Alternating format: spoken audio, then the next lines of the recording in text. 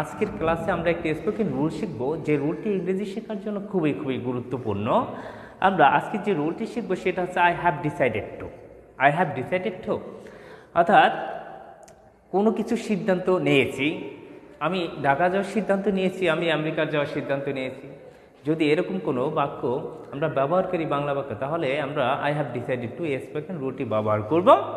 এখানে একটি স্ট্রাকচার আমি লিখে দিচ্ছি, subject plus have has plus decided to plus ভার্বের প্রেজেন্ট ফর্ম প্লাস এক্সটেনশন আমরা ব্যবহার করব।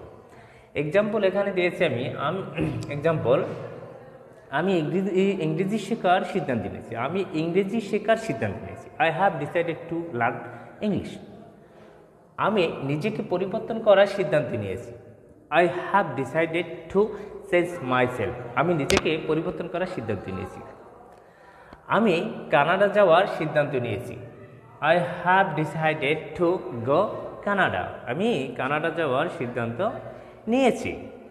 আমি আমার স্থানীয় জিমে যোগদান করার সিদ্ধান্ত নিয়েছি। আমি আমার স্থানীয় জিমে যোগদান করার সিদ্ধান্ত নিয়েছি। I have decided to join my local gym.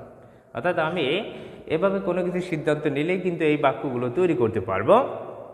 আমি আমার আচরণ সংশোধন করার জন্য সিদ্ধান্ত নিয়েছি। I have decided two meant my behaviour. আমি আমার আচরণ সংশোধন করার জন্য সিদ্ধান্ত নিয়েছি।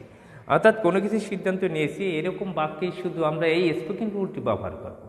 আপনারা যারা ইংরেজি শিখতে চান তারা এখন থেকেই দেরি না করে এখন থেকেই প্র্যাকটিস শুরু করেন, তাহলে অবশ্যই ইংরেজি শিখতে পারবেন। ধন্যবাদ সবাইকে।